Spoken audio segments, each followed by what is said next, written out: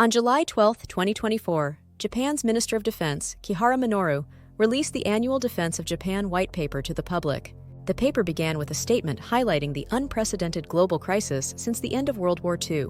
As a result, Japan finds itself in the most complex post-war security environment, and the Ministry of Defense and the Japanese Self-Defense Force are committed to protecting the Japanese people, territory, including its airspace and territorial waters. Mr. Minoru's dramatic words don't exaggerate the situation Japan finds itself in, not just in the surrounding seas, but globally. North Korea and its nuclear and missile programs are immediate threats to Japan.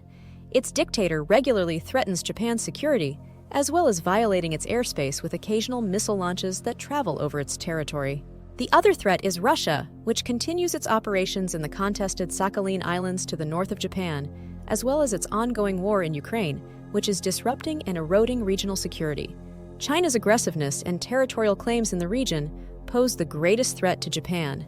The Japanese Defense Ministry is deeply concerned, as this is the most complex situation Japan has faced since the war. Japan is concerned about a number of security issues related to North Korea and Russia that are a result of the international response to the ongoing Russian invasion of Ukraine, which is in its third year. Russia has had to seek global allies to evade the sanctions imposed by the West and persist in its war. North Korea has been an enabler for Russia by directly selling artillery rounds and ballistic missiles for use in Ukraine. The North Koreans have also volunteered up to 4 Army engineering brigades to operate in occupied Ukraine with the goal of repairing war damage. Russia and North Korea have also signed a defense and security agreement that requires both sides to provide assistance to each other in case of a war. Russia has promised to send advanced weapons to North Korea, but since it relies on North Korea, Iran, and China for finished defense goods and dual-use items, it is unlikely that Russia will be able to provide much more than token support.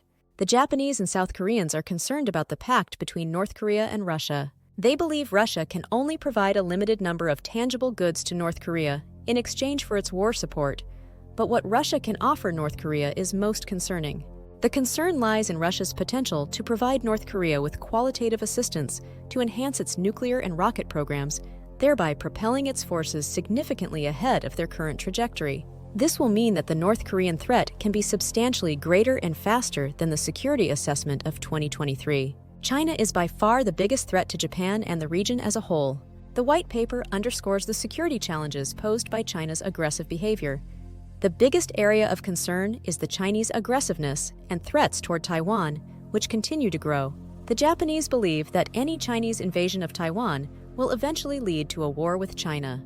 The Japanese islands of the Ryukyu Arc, the closest of which are about 70 miles or 115 kilometers from Taiwan, would likely need to seize some of these islands to shield their invasion from potential Japanese and American responses from Okinawa and the main Japanese islands. China's claims in the South China Sea are a threat to Japanese trade, and China and Japan have several disputed island claims outside of the South China Sea.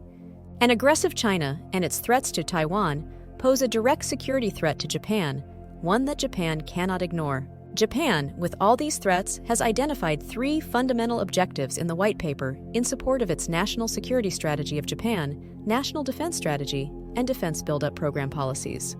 The first is to improve its fundamental defense capabilities, prioritizing creating a standoff missile capability and an integrated air and missile defense. This includes the purchase of US-made Tomahawk cruise missiles and a ground-launched Type 12 surface-to-ship missile system. The paper argues that the expedited production of Aegis system naval ships will improve their anti-air and anti-missile capabilities. The lessons from the war in Ukraine have demonstrated the importance of missile and air defense, as well as the use of standalone missiles against an enemy. Japan could use the Aegis system ships to defend against missile attacks from both North Korea and China, and station the Type 12 system on its southern islands to prevent any Chinese invasion from Taiwan or attempts to close the South China Sea.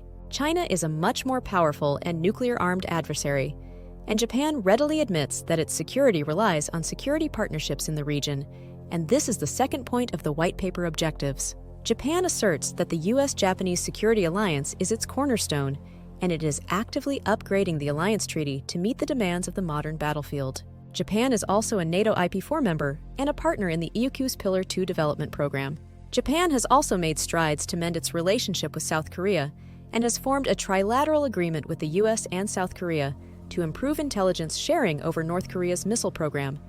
This will most likely be the foundation for closer cooperation in the general security situation in the Western Pacific. Japan is also partnering with the Philippines to improve interoperability and Philippine capabilities to support the free navigation of the West Philippine Sea against China. The final issue is the realization that, despite being a highly advanced society in technology, Japan still recognizes the critical role of manpower. In 2010, Japan's population peaked at 128.5 million, and current estimates place it at 126.4 million. At 48.4 years, its population is the oldest in the world and continues to age. The military requires younger adults, and they continue to be more and more scarce. The Japanese military must also contend with the competition from private businesses in Japan, who are vying for the same workforce and often offer higher salaries.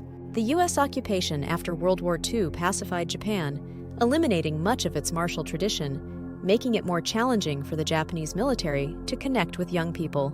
Japan faces significant challenges in recruitment and retention, and the successful execution of the best created plans is contingent on the ability to recruit into the military. As anticipated, the Chinese Foreign Ministry criticized the Japanese White Paper, citing its inclusion of elements China cautions against pursuing in the region. The Chinese Foreign Ministry accuses the formation of alliances as a Cold War mentality and asserts that China should handle all issues in the Western Pacific bilaterally without introducing foreign elements into the region. Despite the Chinese accusations and its lack of responsibility for creating the security situation in the region, this is a correct, high-level assessment of the Japanese security situation. The question is whether Japan can fulfill the goals laid out in the document. The alliances are not an issue as Japan has established itself as a key economic and security partner in the region and is able to maintain stable relations outside of China and North Korea.